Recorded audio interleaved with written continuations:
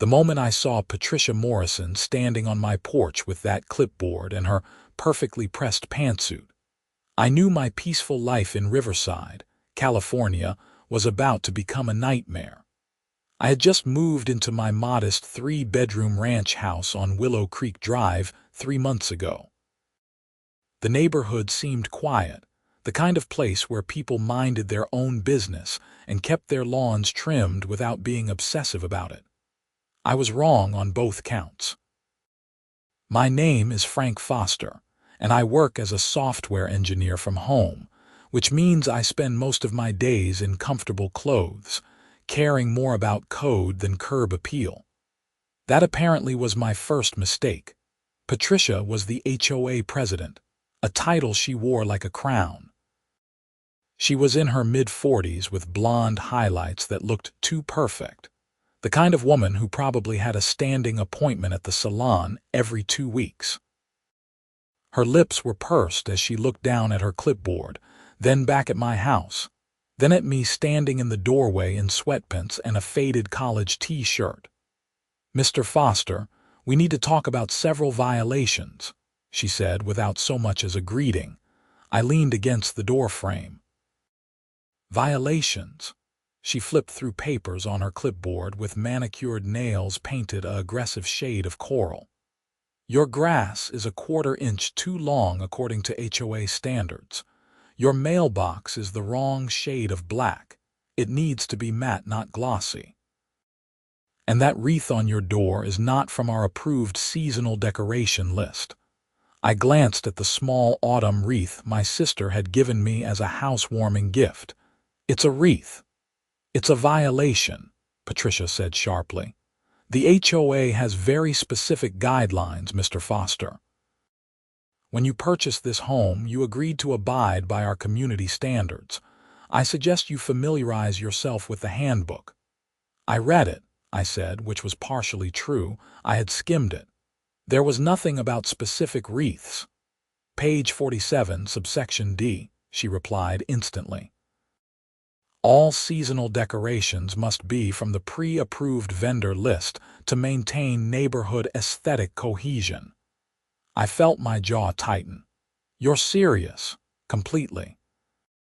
"You have 72 hours to correct these violations, or you'll receive a fine of $250 per violation, per day."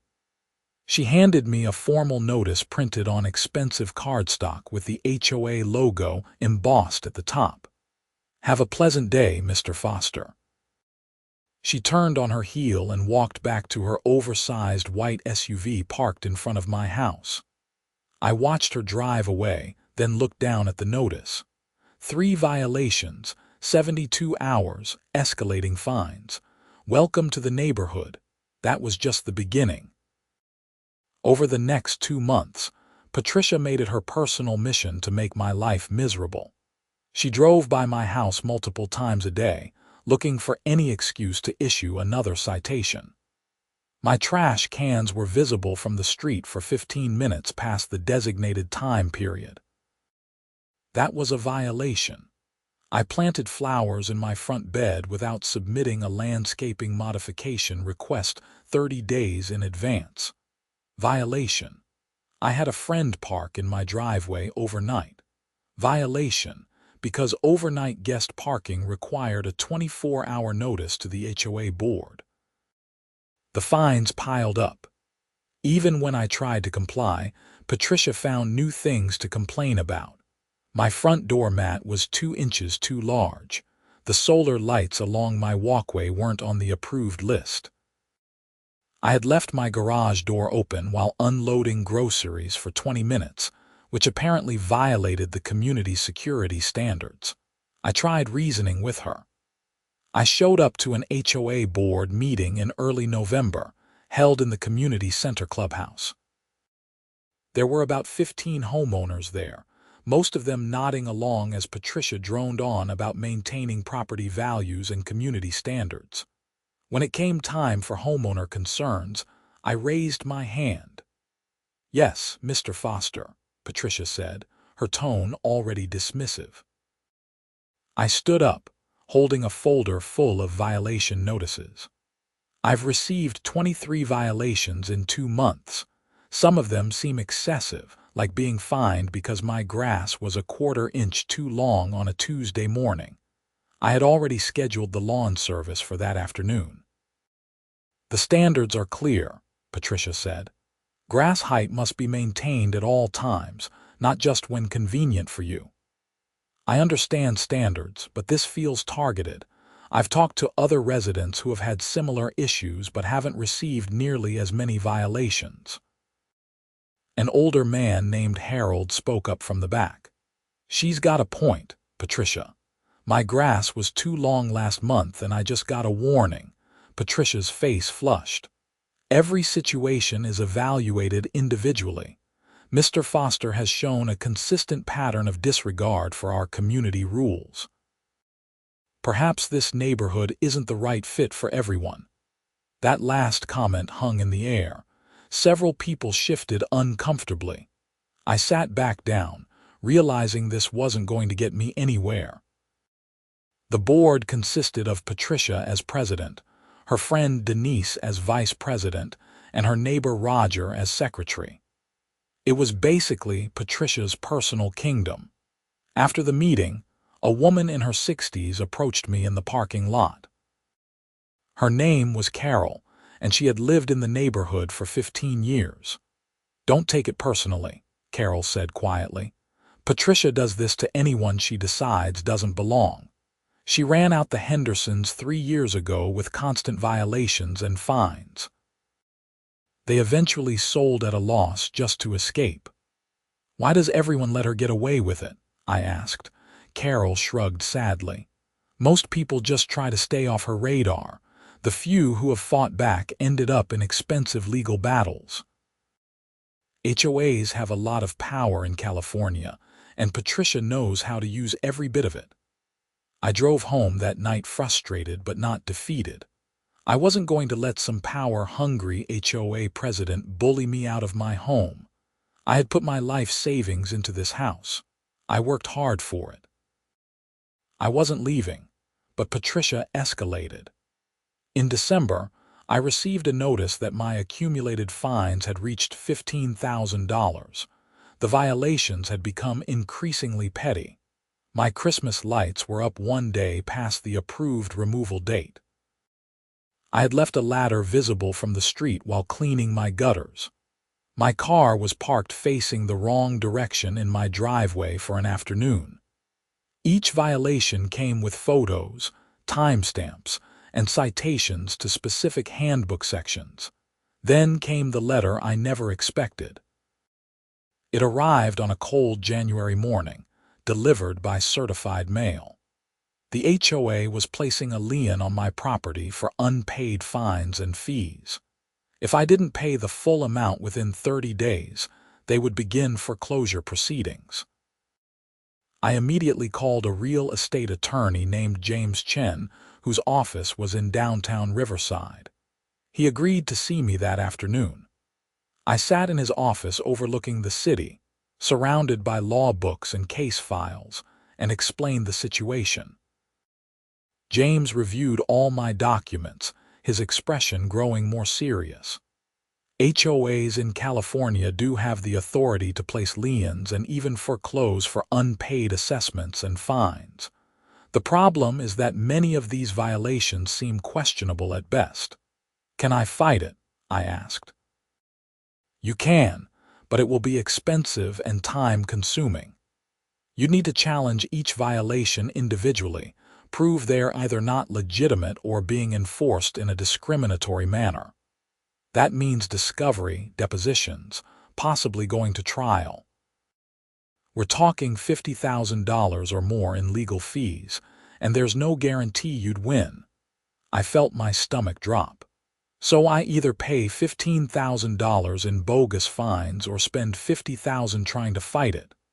Or there's a third option," James said carefully. "You could sell the house and move, cut your losses." I left his office feeling defeated.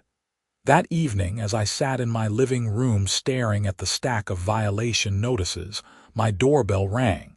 It was Patricia, and she wasn't alone. She had brought Denise, the HOA vice president, as a witness. "Mr. Foster, I wanted to speak with you personally," Patricia said with fake concern dripping from her voice. "I've seen the lien notice was delivered. I know this must be difficult for you." "What do you want?" I asked, not inviting them in. "I want to help," she said, pulling out a folder.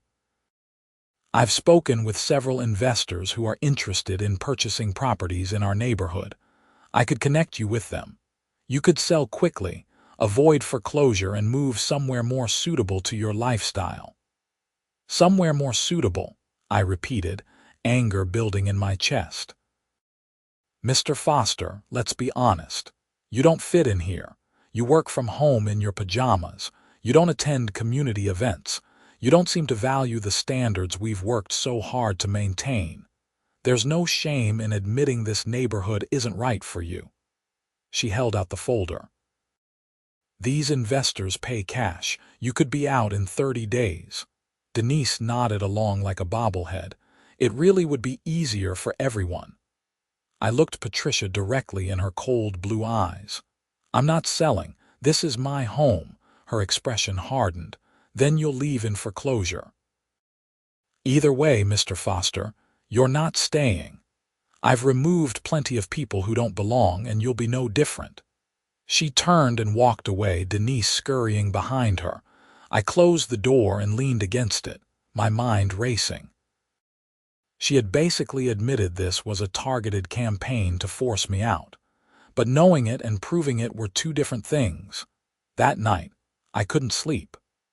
I sat at my computer researching HOA law, foreclosure procedures, and property liens. Around 2 in the morning, I stumbled across something interesting. I pulled up the county assessor's website and started looking up property records for my neighborhood. Out of curiosity, I searched for Patricia Morrison's address. Her house was 4 streets over, a large 2-story colonial that was clearly the nicest on her block. The property record showed she and her husband owned it jointly. But when I looked at the tax payment history, something caught my eye. The last property tax payment was made 18 months ago. She was severely delinquent. I dug deeper. In California, if property taxes go unpaid for 5 years, the property can be sold at a tax auction. Patricia's property wasn't at 5 years yet, but I checked her payment history going back further. She had a pattern of late payments and had actually defaulted once before, only making a last-minute payment to avoid auction. I checked the county's tax defaulted property list, and there it was. Patricia Morrison's property was scheduled for an upcoming tax auction in March. If no one paid the back taxes by then, the property would be sold to the highest bidder. A plan began forming in my mind. It was risky and would require capital I didn't have readily available, but it was possible. If Patricia was going to use every legal tool available to force me out, maybe it was time I did the same. Over the next few weeks, I let Patricia think she was winning. I stopped responding to violations. I didn't pay the fines.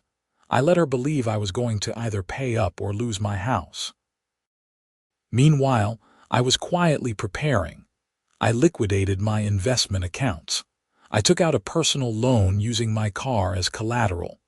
I borrowed money from my sister, promising to pay her back with interest. By mid-February, I had $60,000 liquid and ready to deploy. The outstanding taxes on Patricia's property, including penalties and interest, totaled $42,000. I called the county tax collector's office and got details on the auction process. It would be held at the county administrative building on March 15th. Anyone could bid. The minimum bid was the amount of the outstanding taxes. If multiple people bid, it became an auction where the highest bidder won. The question was whether anyone else would bid on Patricia's property. It was a nice house in a decent neighborhood. There could be investors there. I needed to be prepared to go higher if necessary. I also needed to be strategic. If Patricia found out her property was going to auction, She might scramble to pay the back taxes at the last minute like she had before. I checked the county records daily, watching to see if a payment was made. Days passed. Nothing.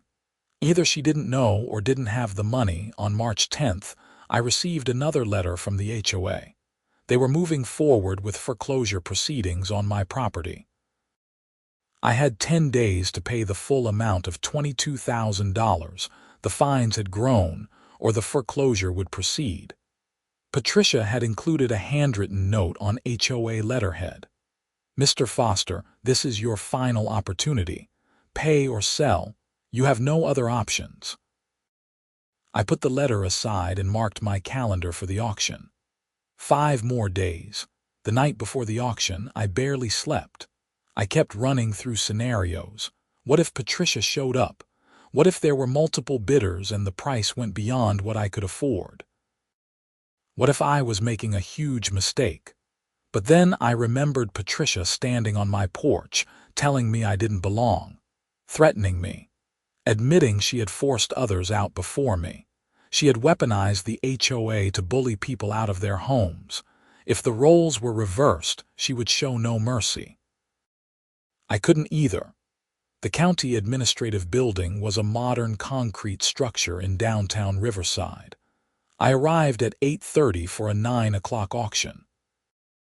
There were about 30 people in the room, a mix of investors with folders and laptops, some individuals who looked like they were hoping for a deal, and a few attorneys representing clients. The auctioneer, a county official named Mr. Rodriguez, explained the process. Properties would be called up one by one. Bidding would start at the minimum, the amount of back taxes owed. Winning bidders would need to pay in full immediately, either cash or certified check. The property would transfer ownership subject to any existing mortgages, which the new owner would be responsible for. That last part had given me pause when I first learned about it. If I won Patricia's house, I would also be taking on her mortgage. I had researched and found she still owed about $180,000 on it, but that was fine. I wasn't planning to keep the house long term. They started with commercial properties, then moved to residential. Each property was announced with the address and the minimum bid. Most got 1 or 2 bidders, usually investors who had clearly done their research. About 20 minutes in, I heard it. Next property, 847 Magnolia Court, Riverside. Minimum bid $42,000. That was Patricia's address. My heart started pounding. I raised my paddle, number 17. 42,000, the auctioneer called out. A man in the back raised his paddle. 45,000. I countered immediately. 50,000. The man looked at his paperwork, then shook his head and put his paddle down. The auctioneer scanned the room. 50,000 going once, twice. Sold to bidder number 17. Just like that, I owned Patricia Morrison's house. I went to the payment window and handed over a certified check for $50,000. They gave me a receipt and explained the process. The deed would be recorded within 10 days. I would receive official documentation. Because there was an existing mortgage, I would need to decide whether to assume it or satisfy it. I could also choose to sell the property. I walked out of that building feeling like I was in a dream. I had just bought my HOA president's house out from under her at a tax auction. She had no idea it was coming. I drove home and waited. The deed wouldn't be recorded for over a week, and Patricia wouldn't know until she received official notification from the county. I went about my normal routine, still receiving violation notices from the HOA, still ignoring them. 8 days later, I was working at my home office when I heard screaming outside. I looked out the window and saw Patricia standing in her front yard 4 streets over. I couldn't see her from my house, but I knew because she called me about 30 seconds later. My phone rang. "Patricia Morrison," I answered. "What did you do?" she shrieked into the phone. What the hell did you do? I'm not sure what you mean, I said calmly. You bought my house. The county just sent me an eviction notice saying I have 30 days to vacate because the property was sold at auction. This is fraud. This is illegal. Actually, it's completely legal, I said. You failed to pay your property taxes for over 5 years. The county had every right to auction your property. I had every right to bid on it. I'm the new owner. You can't do this. I'll sue you. I'll have you arrested. For what? Participating in a public auction.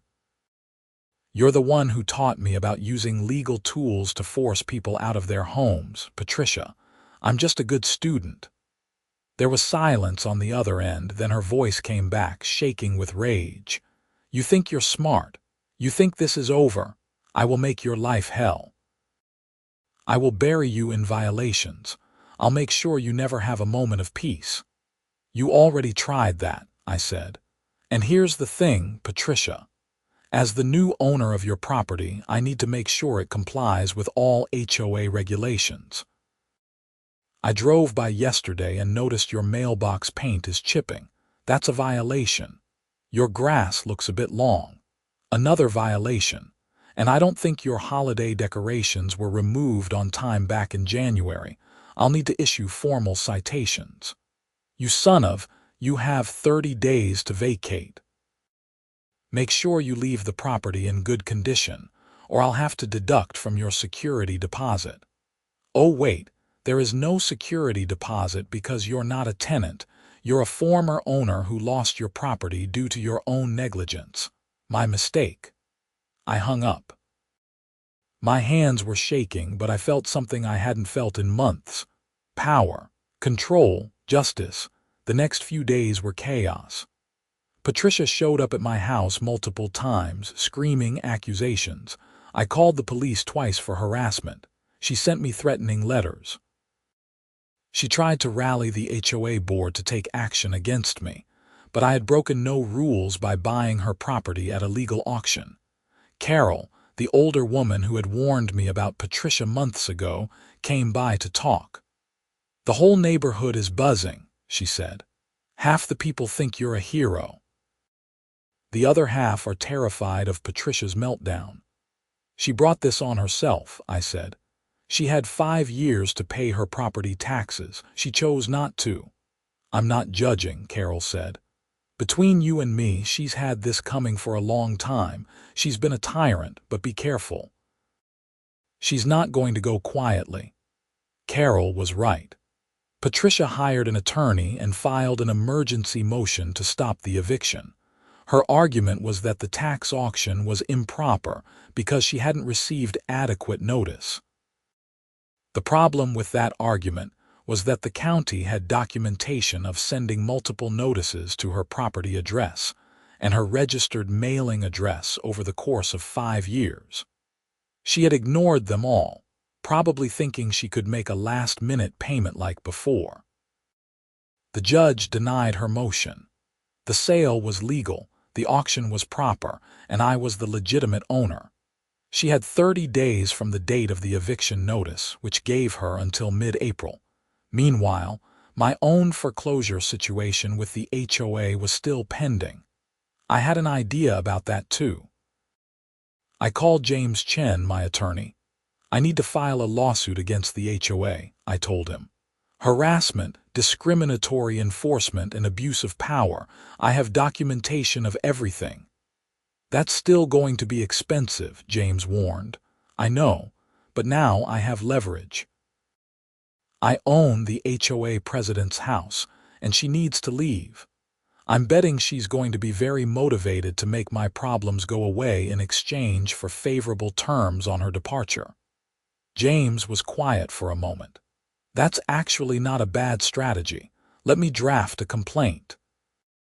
Even if we don't file it, we can use it as a negotiation tool.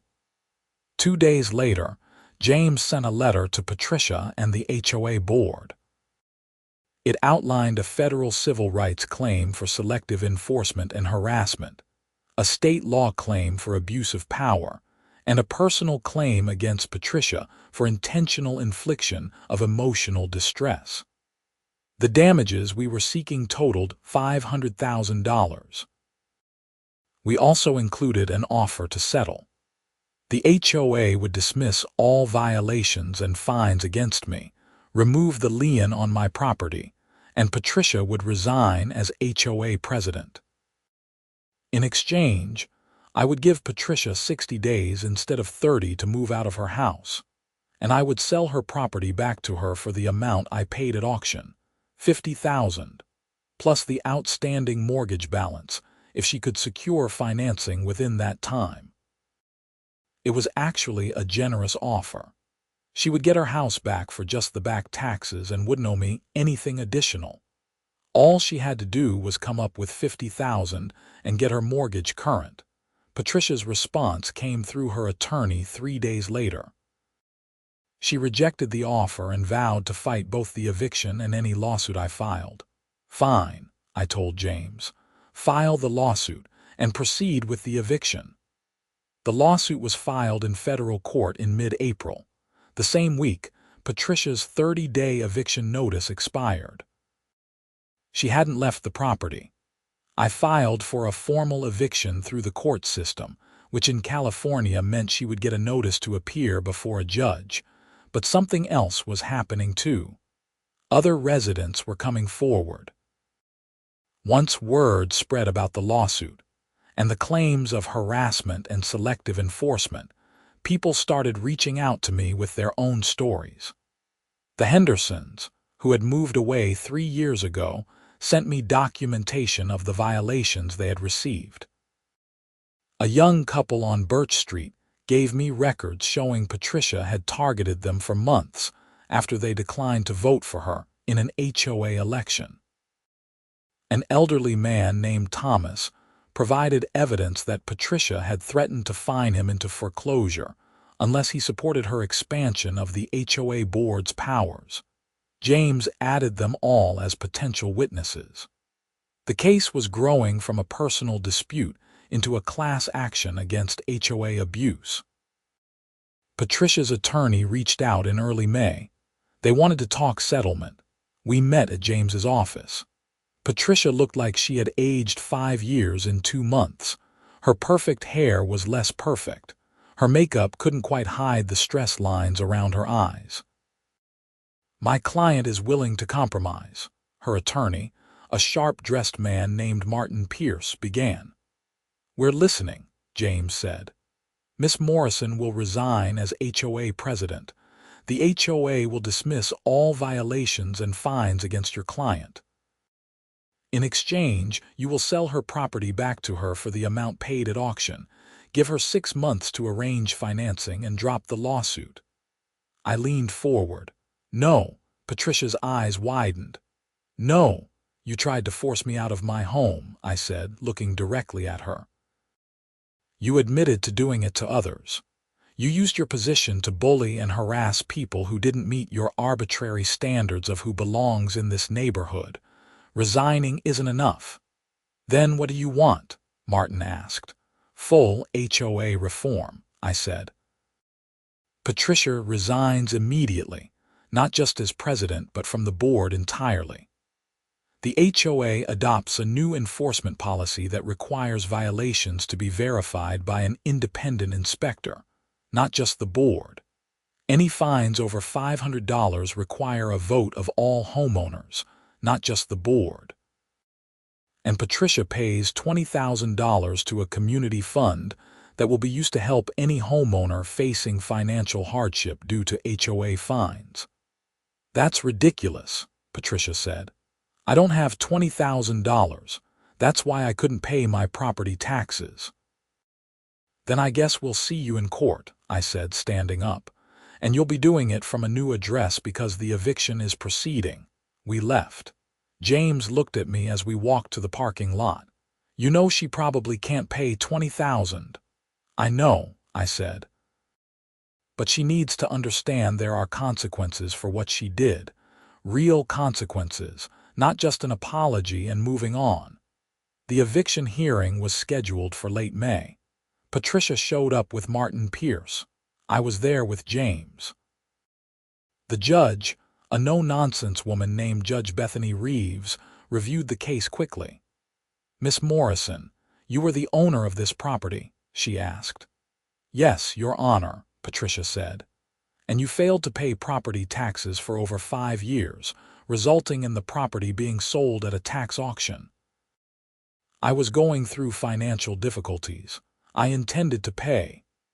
"Intentions don't pay taxes," Judge Reeves said dryly. "Mr. Foster, you purchased the property at a legal public auction." "Yes, Your Honor," I confirmed. "And Miss Morrison is still residing there without permission or lease agreement, correct?" Judge Reeves made a note. "This is straightforward. The property was legally sold. Mr. Foster is the legal owner. Miss Morrison, you have 15 days to vacate the premises. If you fail to do so, the sheriff will remove you and your belongings from the property." Patricia started to protest, but the judge held up her hand. "My ruling is final. Court dismissed." Walking out of the courthouse, Patricia tried one more time. She approached me in the parking lot without her attorney present. "Frank, please," she said, and it was the first time she had ever used my first name. "I'll lose everything. My husband left me last year. That's why I couldn't pay the taxes. I have nowhere to go." I felt a flicker of sympathy, but then I remembered standing in my doorway listening to her tell me I didn't belong. Remembered the stress of watching fines pile up for nonsense violations. Remembered her bringing investors to convince me to sell. "You should have thought about that before you made it your mission to destroy someone else's life," I said. "You have 15 days. Over the next 2 weeks, I watched from a distance as Patricia packed up her life. Moving trucks came and went. She had rented a small apartment in a less expensive part of town, according to Carol, who kept me updated on neighborhood gossip. The day before the deadline, Patricia's attorney called James with a final offer.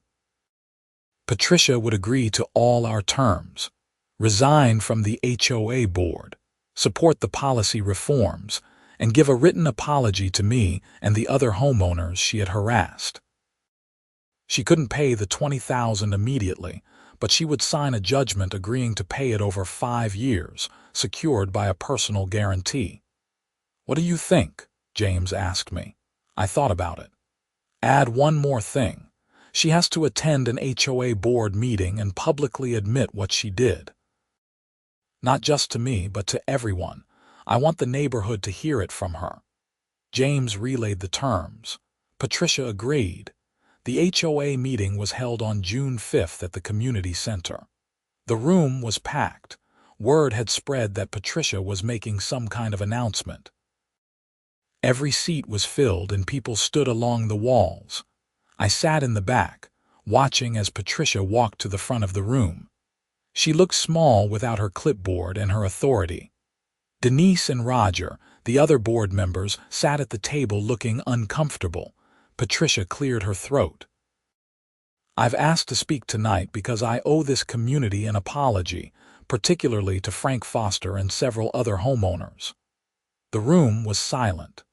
"Over the past few years, I abused my position as HOA president," she continued, her voice shaking.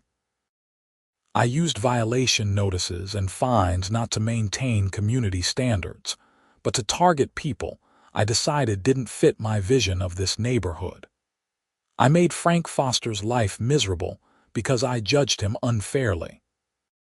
I did the same to the Henderson family, to David and Margaret Chen, to Thomas Riley, and others." She pulled out a piece of paper and read from it, her prepared statement. "I convinced myself I was protecting property values, but really I was just exercising power over people. I made mistakes. I hurt people, and I'm sorry." She looked up directly at me. "Frank, I'm especially sorry to you. You did nothing wrong except live your life differently than I thought you should. You didn't deserve what I put you through. I hope someday you can forgive me." She sat down. The room erupted in whispers and murmurs. The new interim HOA president, An accountant named Susan, who had been elected in an emergency vote, stood up. "Thank you, Patricia, for your honesty," Susan said. "The board has been working with legal counsel and several homeowners to draft new HOA policies that will prevent this kind of abuse from happening again. We'll be presenting those for a community vote next month." After the meeting, several people came up to thank me. Harold, who had spoken up at that meeting months ago, shook my hand. "You did what a lot of us wanted to do but didn't have the guts for." Carol hugged me. "I'm proud of you. You stood up to a bully." Even Denise approached, looking embarrassed. "I'm sorry I went along with Patricia for so long." "I should have said something," I nodded. "What matters is making sure it doesn't happen again." Patricia left the meeting quickly, not talking to anyone. That was the last time I saw her in person. Over the next few months, things in the neighborhood changed. The new HOA policies passed with overwhelming support. Violations now required photo evidence and independent verification. Fines were capped and required community oversight. A grievance process was established so homeowners could challenge citations they felt were unfair. As for Patricia's house, I ended up selling it in August. I could have kept it as a rental property, but I didn't want the hassle. I sold it to a young family with 2 kids for market value, which was about $350,000. After paying off Patricia's outstanding mortgage and the auction costs, I cleared about $120,000 in profit. I used $50,000 to pay off the loan I had taken out and pay back my sister with generous interest. The rest I put into renovations on my own house. New windows, updated kitchen, refinished hardwood floors.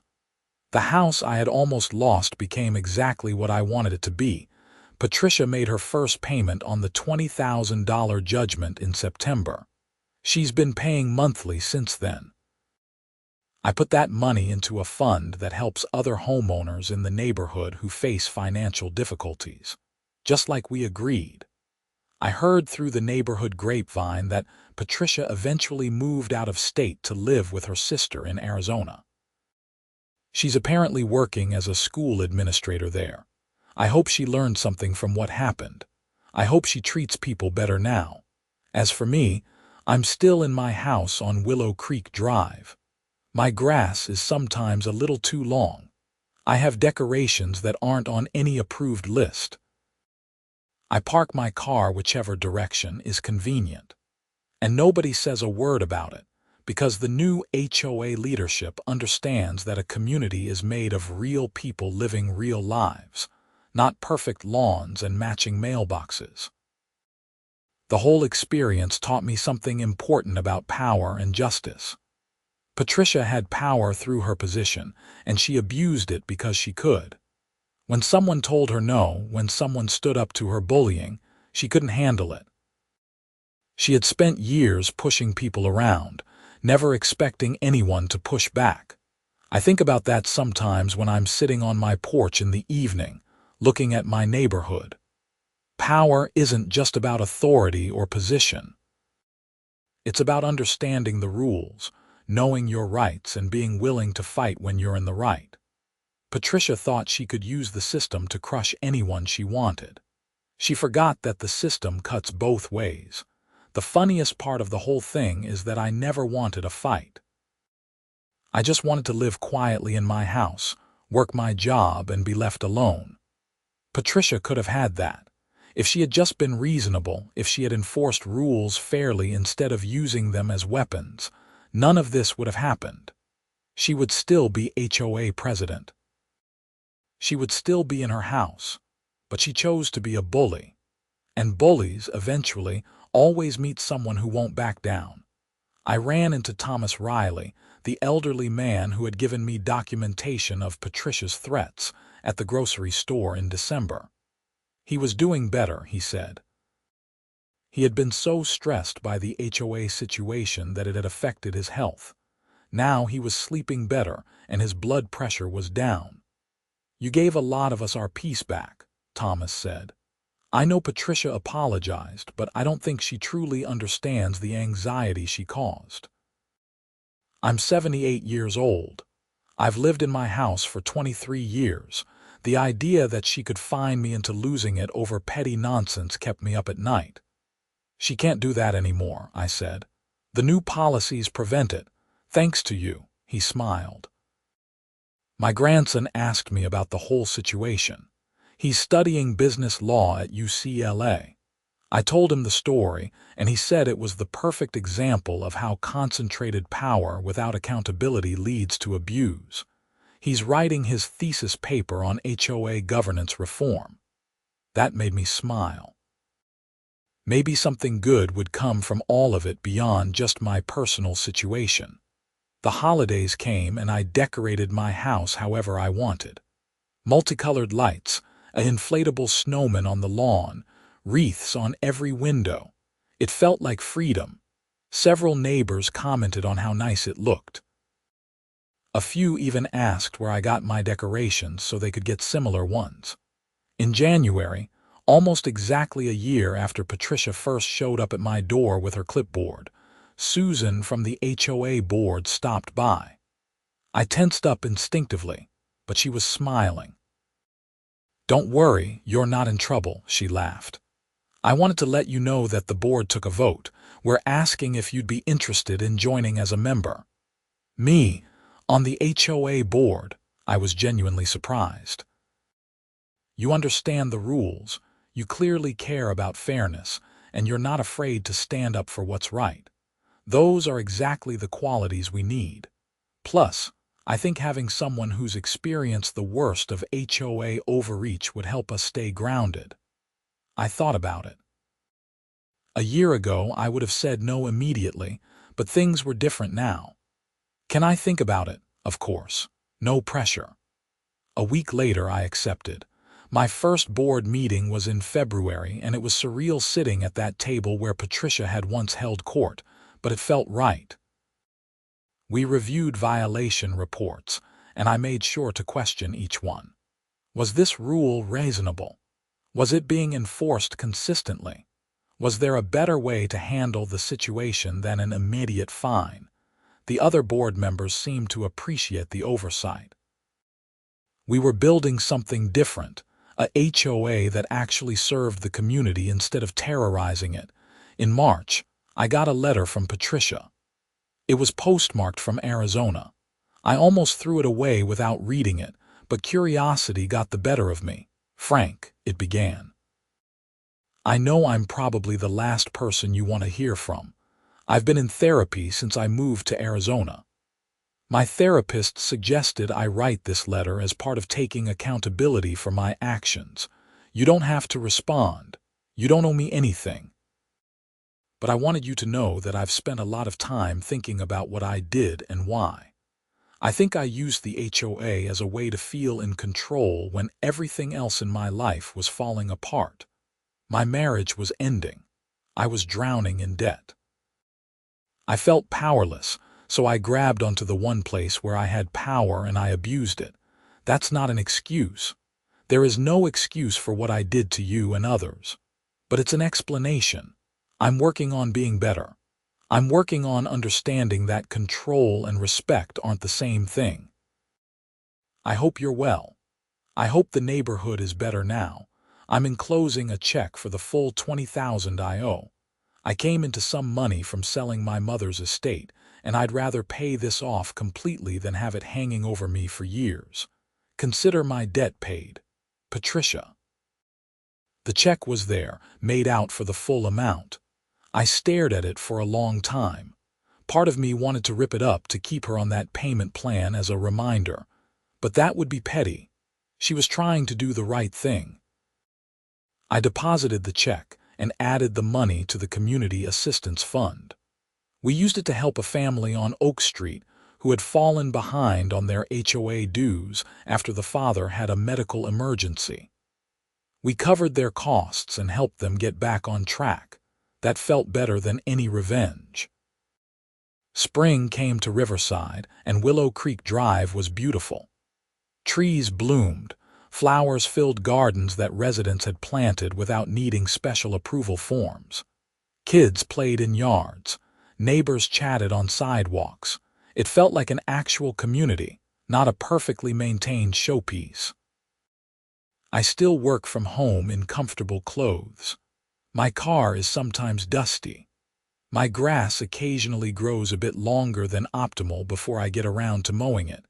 And it's fine. All of it is fine. The story of what happened spread beyond our neighborhood. A local newspaper ran an article about HOA reform, featuring my situation as a case study. I did one interview, emphasizing that the point wasn't revenge but accountability. Several other California neighborhoods reached out asking about our new policies and how they implemented similar reforms. James Chen, my attorney, told me we had started a small movement.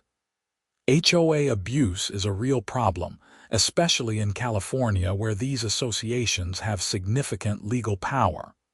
What you did, fighting back and winning, it's giving other people hope that they're not helpless. I never set out to be an activist or a reformer. I just wanted to keep my home. But sometimes standing up for yourself ends up standing up for others too. One evening in April, I was sitting on my front porch when a car pulled up. A young couple got out, looking nervous. They approached my porch tentatively. "Are you Frank Foster?" the woman asked. "That's me." "I'm Jennifer and this is my husband Mike. We're thinking about buying a house in this neighborhood. The realtor told us about what happened with the HOA president. We wanted to ask you about it before we made an offer." I invited them to sit down and told them the whole story. Not the vengeful parts, not the dramatic parts, but the honest truth about what happened and how things had changed. "So the neighborhood is different now?" Mike asked. "Completely," I said. "The HOA still has standards, but they're reasonable and fairly enforced.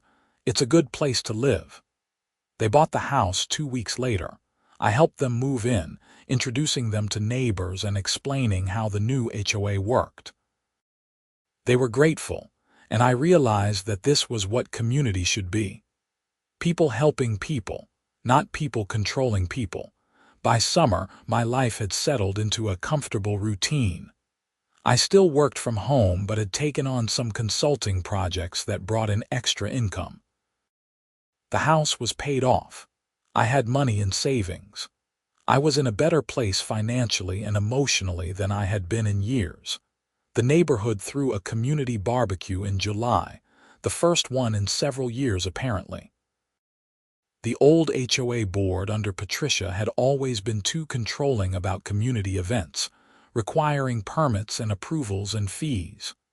The new board just said, "Let's have fun together," and it happened. I brought potato salad and ended up playing cornhole with Harold Thomas and some other neighbors. Kids ran around with sparklers as the sun set. Carol brought her famous chocolate cake. Susan gave a short speech thanking everyone for making the neighborhood a real community again. No one mentioned Patricia, but her absence was noticeable. Or rather, the absence of her presence was freeing.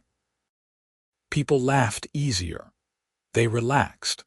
They weren't worried about their grass being a quarter-inch too long or their decorations being from the wrong vendor. As the evening wound down and I walked back to my house under the stars, I thought about the whole journey. From that first day when Patricia showed up with her clipboard to now, walking home from a neighborhood party as a member of the HOA board. It had been exhausting, stressful, and expensive, but it had been worth it. My house still stood on Willow Creek Drive. I was still here. And I wasn't going anywhere. That was the real victory. Not the money from selling Patricia's house, not even the satisfaction of watching her have to apologize publicly. The real victory was simply remaining in the home I had worked hard to buy, living my life on my own terms, and proving that bullies don't always win. Sometimes, if you stand your ground and fight smart, justice actually prevails. Not the dramatic movie version of justice with big speeches and courtroom revelations. The quiet, persistent kind of justice that comes from knowing your rights, documenting everything, and refusing to be pushed around. I keep all the documentation from that year in a box in my office closet. The violation notices, the legal filings, the correspondence, everything. I don't look at it often, but I keep it as a reminder. A reminder that standing up for yourself matters, that systems of power can be challenged, that even when someone tries to use their authority to crush you, you have options, and maybe as a warning too. Because if anyone ever tries to pull something like that again, in any HOA I'm part of, I'll know exactly what to do. I've been through it. I've won. And I can help others win too. The next HOA board meeting came around and we discussed regular business. A request to install solar panels, which we approved easily. A question about fence height requirements, which we clarified from the handbook. Someone had received a complaint about a barking dog, and we discussed how to handle it with the goal of solving the problem rather than punishing the owner. After the meeting, Susan pulled me aside. "You've been great on the board. I think when elections come around next year, you should consider running for president." "I appreciate that, but I think you're doing an excellent job," I said honestly. "Maybe, but you have credibility. Everyone knows your story. They trust that you'll be fair because you've experienced unfair treatment." I promised to think about it. In truth, I wasn't sure I wanted that responsibility. Being on the board was one thing. Being president meant being the face of the organization, dealing with complaints and conflicts constantly. That sounded exhausting, but I had time to decide. For now, I was content being a regular board member, helping guide policy, and making sure what happened to me never happened to anyone else in our neighborhood. August marked the 2-year anniversary of when I bought my house. 2 years since I moved into what I thought would be a peaceful suburban home, only to end up in a war with the HOA president. 2 years since Patricia showed up on my porch with her clipboard and her demands. I celebrated by doing absolutely nothing special. I worked. I mowed my lawn when I felt like it. I watched TV in my living room. Normal, boring, peaceful life. It was perfect. The community assistance fund that Patricia's money had seeded was still going strong. We had helped 3 families so far who faced financial challenges. The fund operated on the principle that sometimes people hit rough patches, and the community should help rather than pile on with fines and threats. It was the opposite of how Patricia had operated, and it felt right. Carol stopped by one afternoon with fresh baked cookies. She did that sometimes, just being neighborly. We sat on my porch eating cookies and talking about nothing important, the weather, her grandchildren, a new restaurant that opened downtown. "You know," Carol said after a while, "this neighborhood feels different than it did 2 years ago." Lighter somehow. "Fear is heavy," I said. "When people are afraid of getting in trouble for every little thing, it weighs on everyone. You lifted that weight." She patted my hand. "I know you probably don't see it that way. You were just defending yourself, but you freed all of us too." After she left, I thought about that. Had I freed anyone? Or had I just been stubborn and lucky? Maybe it was both. Maybe it didn't matter as long as the result was positive. My sister called that evening. We hadn't talked much since I had paid her back with interest. Life gets busy. But she had seen one of the articles about HOA reform that mentioned my case. "You're famous," she teased, hardly. "One local news article and some online discussion forums. Still, I'm proud of you. You could have just walked away, sold the house, cut your losses. Instead, you fought back." I was angry, I admitted, and stubborn. Sometimes that's what it takes. We talked for an hour, catching up on life. It felt good, normal. The whole nightmare with Patricia felt like it belonged to someone else's life now, not mine. By September, I had fully settled into my role on the HOA board.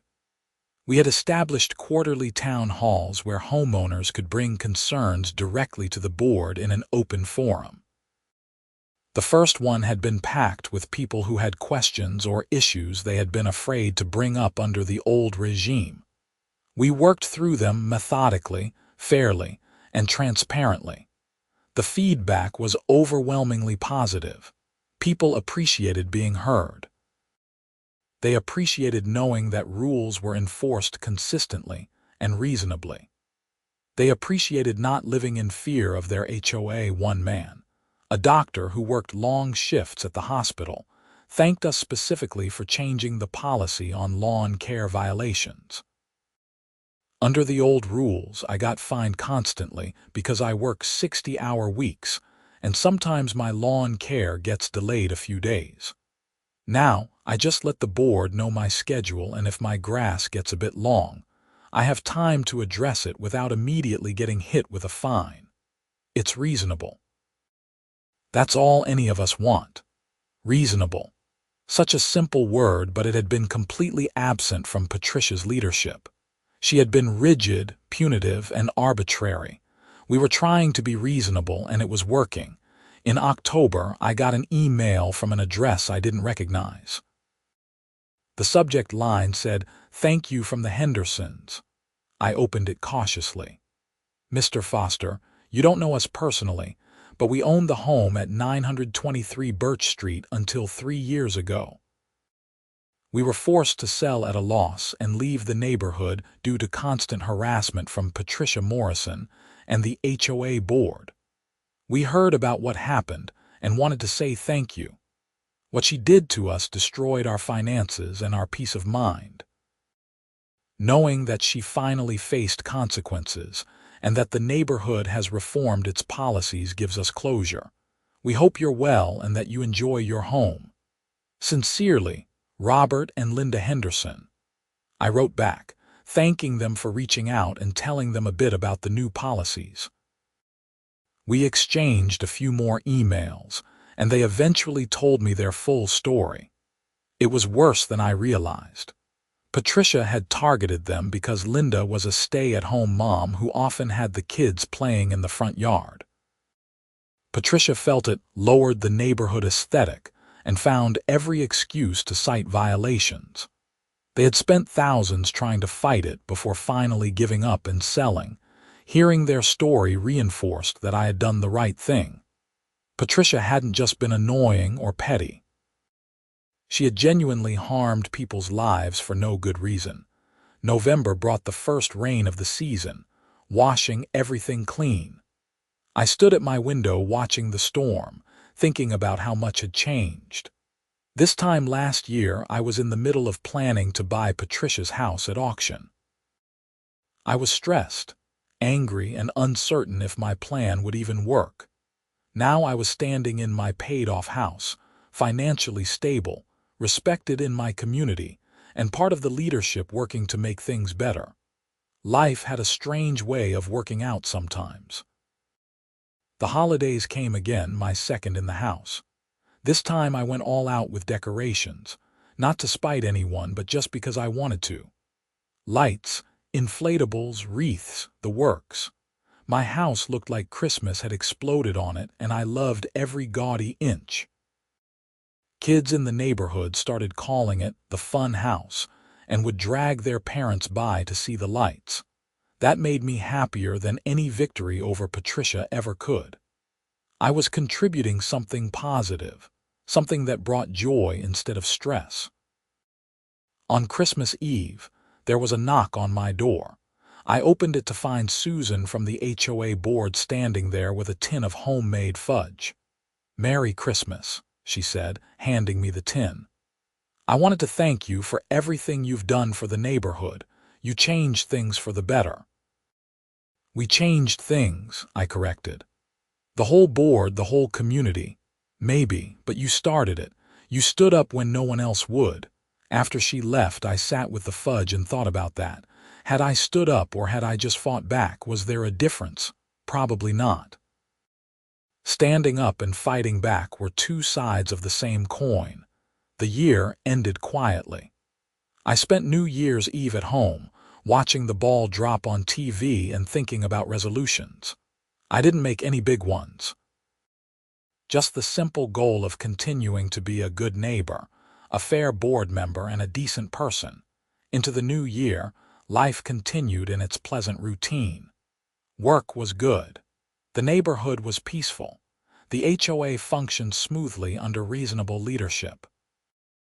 I had occasional coffee with Carol, played cards with Harold and Thomas once a month, and attended board meetings regularly. In March, elections were held for HOA board positions. Susan ran for president again and won easily. I ran for vice president and also won. It felt surreal having an actual title on the board that Patricia had once controlled like her personal fiefdom. My first act as vice president was to propose a scholarship fund for neighborhood kids going to college, funded by a small portion of the HOA dues. It passed unanimously. We would award 2 scholarships a year to students from our neighborhood. It was a way of investing in the future, of showing that the HOA could be a positive force instead of just an enforcement mechanism. That spring, I finally got around to planting the garden I had always wanted in my backyard. Tomatoes, peppers, herbs, all the things I enjoyed growing. I didn't need HOA approval for backyard modifications, but I submitted the landscaping plan anyway just to have it on record. The board approved it in about 5 minutes via email. The garden became my therapy. After work, I would spend time outside tending to plants, pulling weeds, watching things grow. It was peaceful in a way I hadn't experienced in a long time. No stress, no conflict, just dirt and sun and the simple satisfaction of growing things. One evening in May, almost exactly 2 years since I had confronted Patricia in court, I was in my garden when my phone rang. Unknown number. I almost didn't answer, but something made me. "Hello, Frank Foster." A woman's voice, professional, speaking. "My name is Rachel Kim. I'm a producer for a national news program. We're doing a segment on HOA reform and abuse, and your case came up in our research. Would you be interested in being interviewed?" I thought about it. Part of me wanted to stay out of the spotlight, to just live my quiet life. But another part remembered Robert and Linda Henderson's email, thanking me for giving them closure. If sharing my story could help others in similar situations, wasn't that worth a bit of discomfort? "Sure," I said. "I'll do it." The interview was filmed at my house 2 weeks later. Rachel and her crew were professional and respectful. They asked about my experience with Patricia, about buying her house at auction, about the reforms we had implemented. I told the story honestly, not painting myself as a hero, but just as someone who refused to be bullied. The segment aired a month later. I watched it with a mix of embarrassment and pride. They had edited it well, focusing on the systemic issues with HOA governance and using my story as an example of what can happen when power goes unchecked and what can happen when someone fights back effectively. The response was overwhelming. My email, which they had included at my request for anyone who wanted advice on similar situations, was flooded with messages. People from across the country telling their own HOA horror stories, asking for guidance, thanking me for speaking out. I answered as many as I could, often directing people to resources about HOA law in their states, suggesting they document everything, encouraging them to seek legal advice. I couldn't fight everyone's battles, but I could share what I had learned. One email particularly stuck with me. It was from a woman in Florida whose HOA president was doing almost exactly what Patricia had done to me. She was considering just selling and moving. I wrote her a long response, telling her that moving was always an option, but if she wanted to fight, she had tools available. I connected her with an HOA reform advocacy group and an attorney who specialized in these cases. 6 months later, she emailed me again. She had fought. She had documented everything, filed complaints, and ultimately the HOA president had been removed from the board and several rules had been reformed. She was staying in her home. "Thank you for giving me the courage to fight back," she wrote. "I almost gave up, but your story showed me it was possible to win." That email made everything worthwhile. All the stress, all the money, all the conflict. If it helped even one person stand up for themselves, it mattered. As summer settled over Riverside, I reflected on the journey. 3 years since I bought my house. 2 years since I bought Patricia's house at auction. 1 year since I joined the HOA board. Time moved strangely, each phase feeling both quick and endless. My house on Willow Creek Drive was truly mine now in every sense, not just legally, but emotionally. I had fought for it, defended it, and earned my place here. No one could take that away. The neighborhood thrived under the new HOA leadership. Property values actually increased despite, or maybe because of, the more relaxed enforcement approach. Turns out people like living in places where they feel secure and respected, not constantly anxious about violating some arbitrary rule. Patricia never returned to California as far as I knew. She made her payments on the judgment until it was paid off, and then I never heard from her again. I hoped she was doing better in Arizona, that she had learned from what happened. But ultimately, that was her journey, not mine. Mine was here in this house, in this neighborhood, living proof that you don't have to accept bullying, even when it comes wrapped in official policies and legal authority. You can fight back. You can win. And you can help make sure it doesn't happen to others. That was my story. That was how an HOA president's attempt to force me out ended with me buying her house and evicting her instead. It wasn't about revenge, though I won't lie and say that didn't feel good. It was about justice, about accountability, and about refusing to be a victim. I stood on my porch that evening, looking at my neighborhood, my home, my garden growing in the backyard. This was what I had fought for. This peace, this security, this simple right to exist in my own space without harassment, and it was worth every bit of the fight.